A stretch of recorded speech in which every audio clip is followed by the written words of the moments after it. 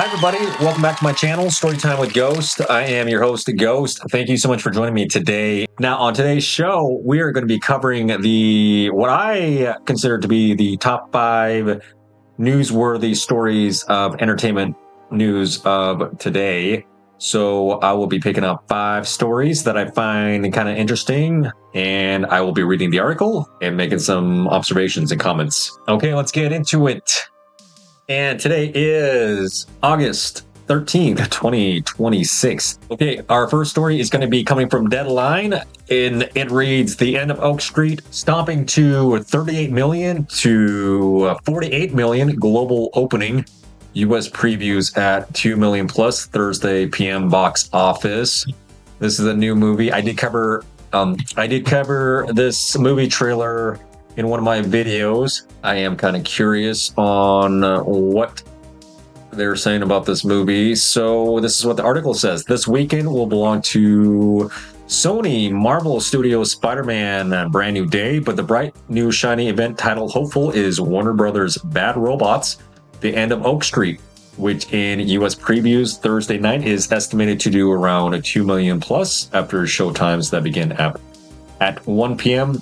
at 3,200 sites. Note that it's still early with that forecast, and this PG-13 feature is leaning family, given how women are the most notable on tracking, not just with mothers, but also with Anne Hathaway fans. Ewan McGregor also stars. Some PG-13 comps right now include pre-COVID Rampage, which did 2.4 million in 2018, and post-COVID Blue Beetle, which did 3.3 million in previews and opened in mid-August 2023 to 25 million. Ren Track reports that only 51% of K through 12 students are off as kids head back to school. On the brighter side of the motion picture industry, 95% colleges remain off. It follows filmmaker David Robert Mitchell directed, wrote, and produced Oak Street, about a neighborhood that suddenly finds itself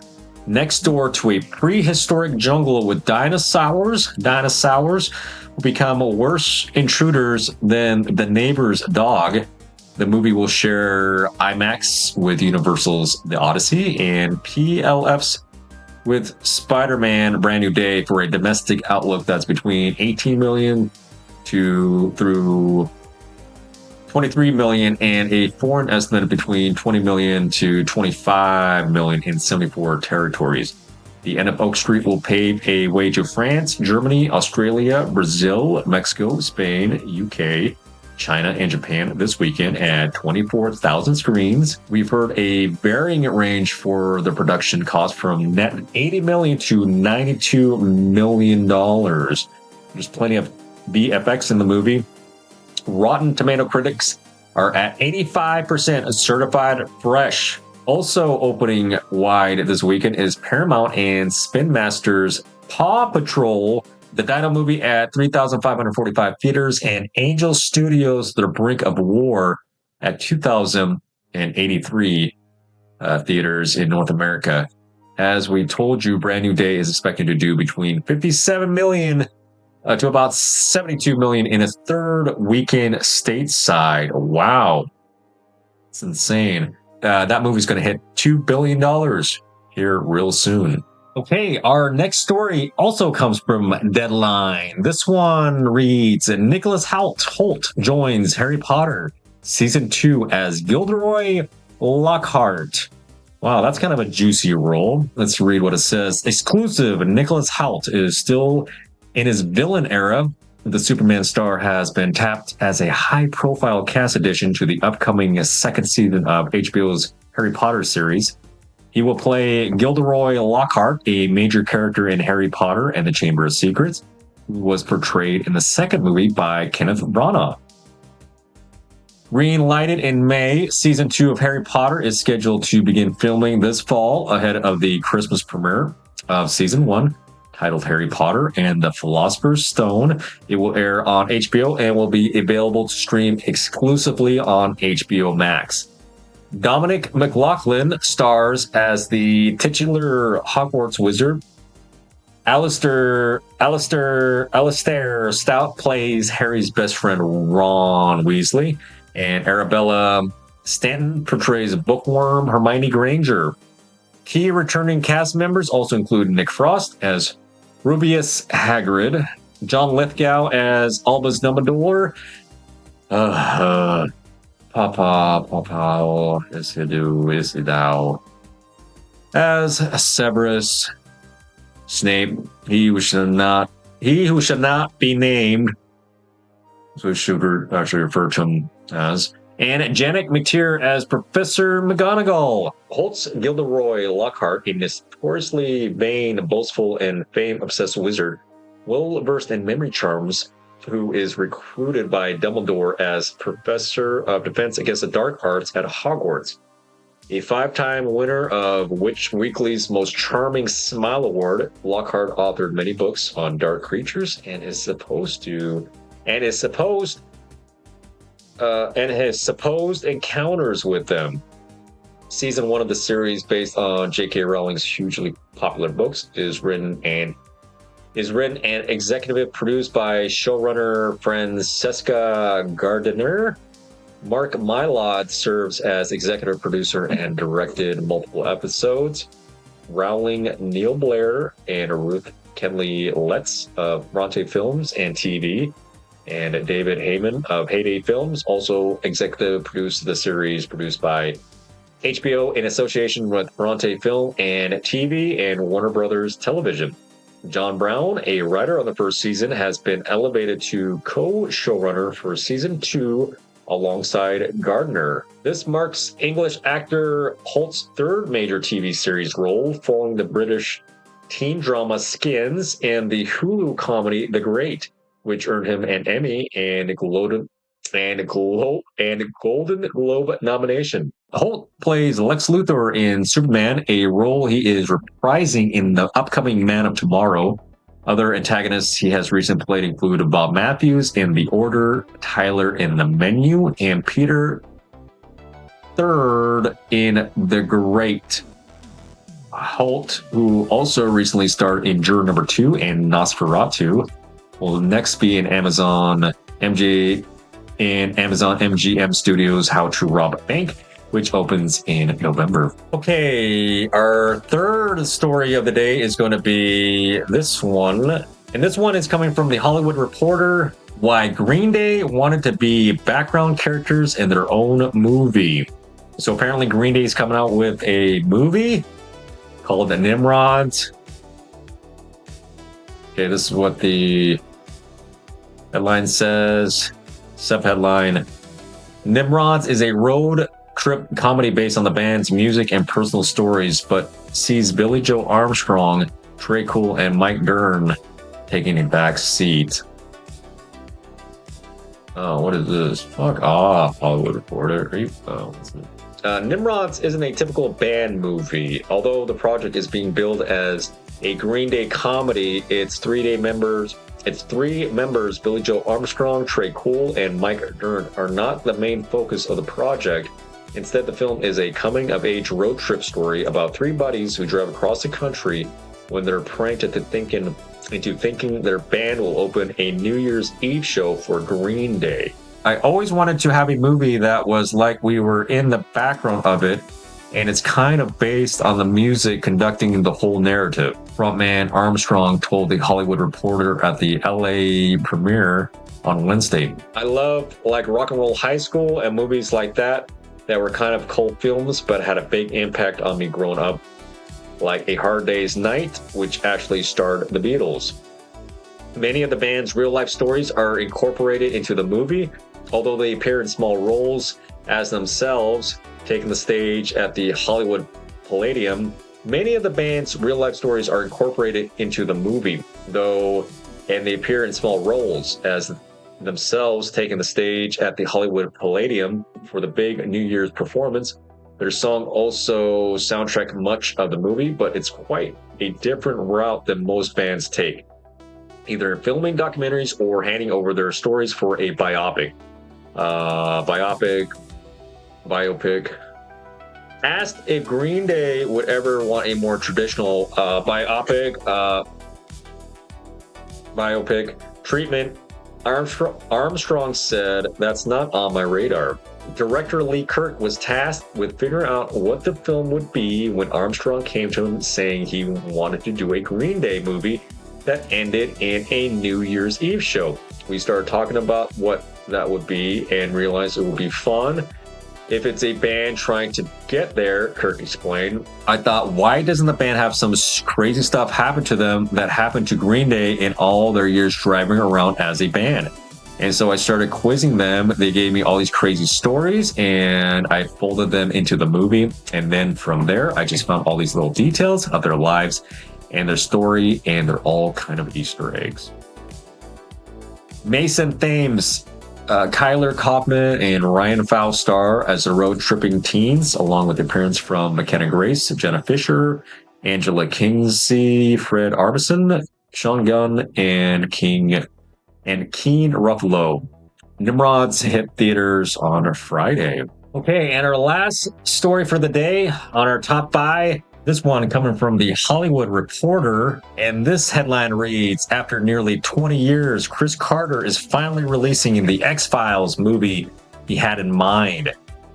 The creator and filmmaker discusses his director's cut of the X-Files, I Want to Believe, Frankenstein, anticipation for Ryan Coogler's take on his franchise and those congressional hearings about UFOs. An updated version of The Truth is out there and streaming on Disney Plus come August 14th. Almost 20 years after releasing the second film in his TV and movie franchise, the X-Files creator Chris Carter has recut the X-Files I Want to Believe, now titled X-Files I Want to Believe dash Rock Frankenstein, to give his devoted fan base the version he set out to make.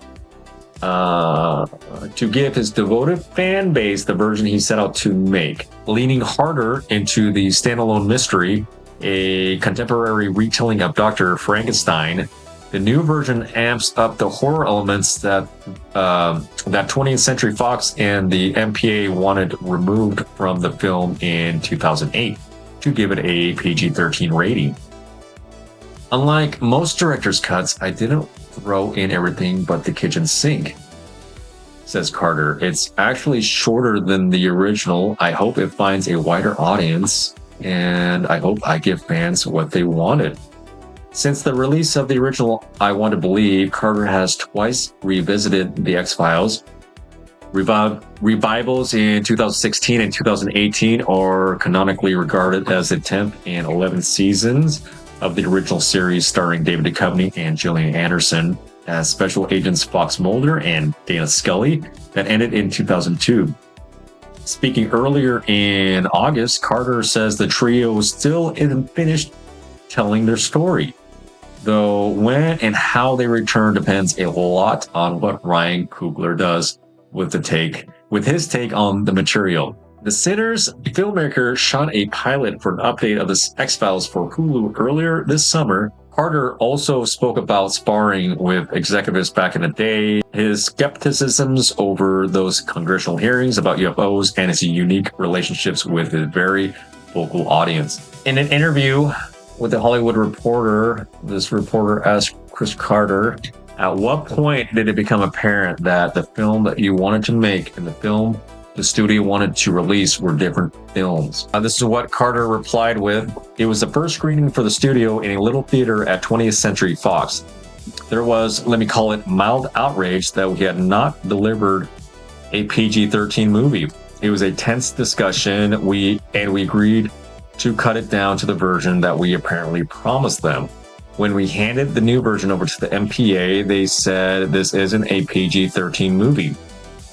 We cut it back a second time. For me, trying to do a scary X-Files, this wasn't what we had set out. What's ironic is that the PG-13 standards for a movie were less permissive than the standards and practices for a television show at the time.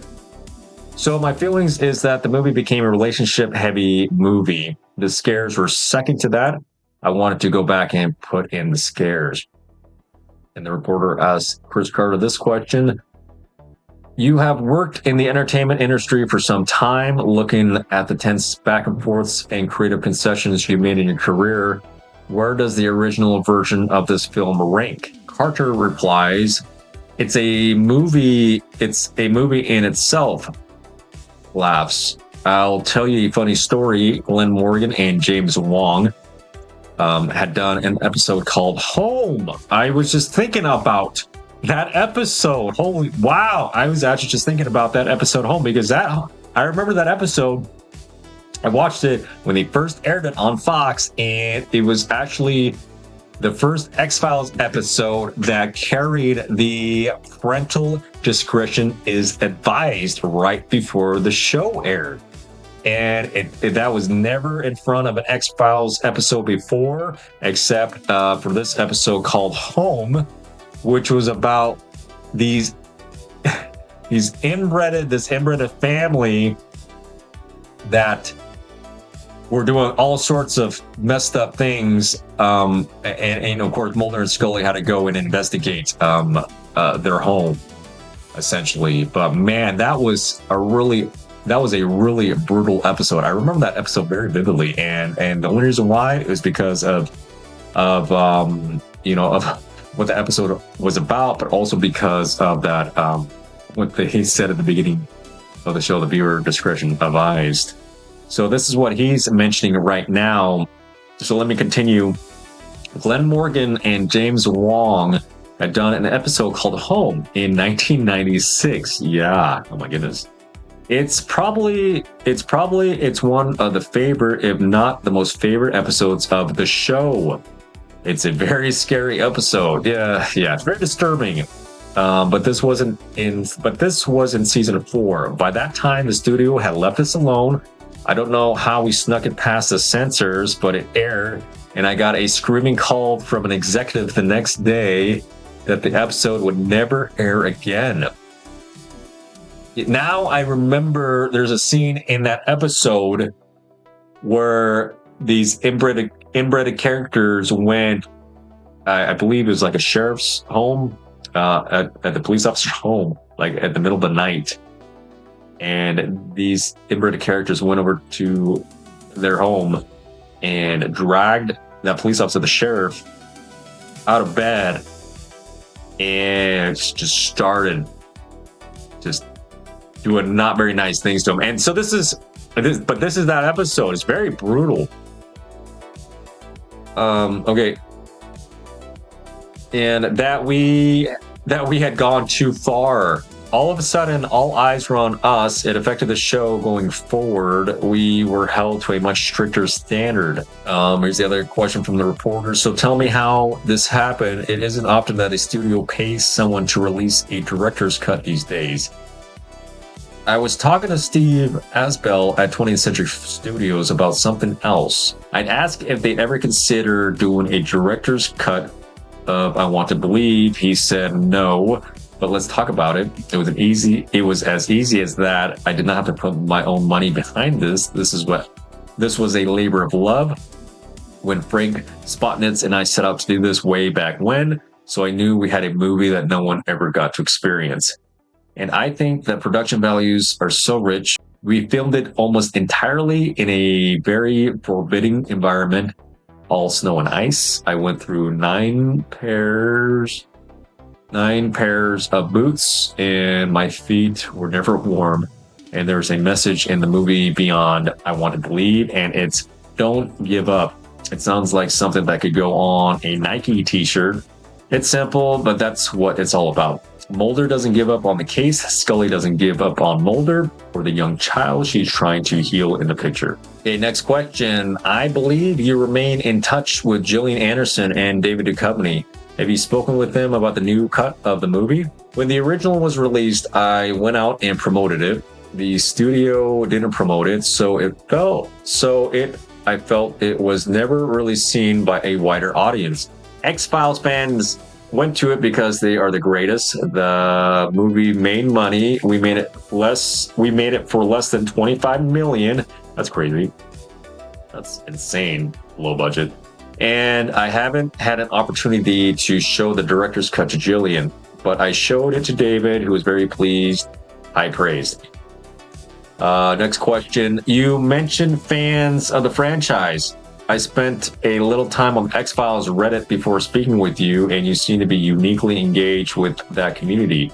Is that fair to say? Have you found that to be a healthy habit? Response, definitely. And yes, it is. We had. That's weird. Is that a typo? We had a 30th anniversary reunion in Minnesota, and I had kids come up to me, kids whose parents didn't even know each other when X-Files premiered, and they tell me they're fans of the show. It's amazing that the show has lasted and is as popular as it is these 30 odd years later. Okay, next question. Fan feedback was so different 3 decades ago than when you released the new seasons on Fox in 2016 and 2018. It's certainly different from now. Do you engage with the dialogue even when it's more critical? Sure, serve it up. I'm open to criticism. I'm open to applause, boos, give it to me. We've always relished the feedback. There's someone who used to be the head of the X-Files online group. She was very critical of some of my work in the last reboot. I just took it on the chin, and I got criticism from somebody important to the show who said that I didn't give the audience what they wanted. I think I didn't give the audience what they expected, and that is left to come. There are 4 episodes in the last 2 reboots that were all part of a bigger plan that I hope to reveal to the X-Files fans if and when we should do another reboot. The next thing that the reporter says is, I always bristle at this idea that audiences deserve to get their way, even if it's not the creator's intent. And Chris would reply, there's a point at which you need to deliver a promise, and I wanted to deliver more than the promise. I wanted to give them what they least expected. I know that sounds somewhat confusing, but I had a bigger plan, and it all made sense. Sure.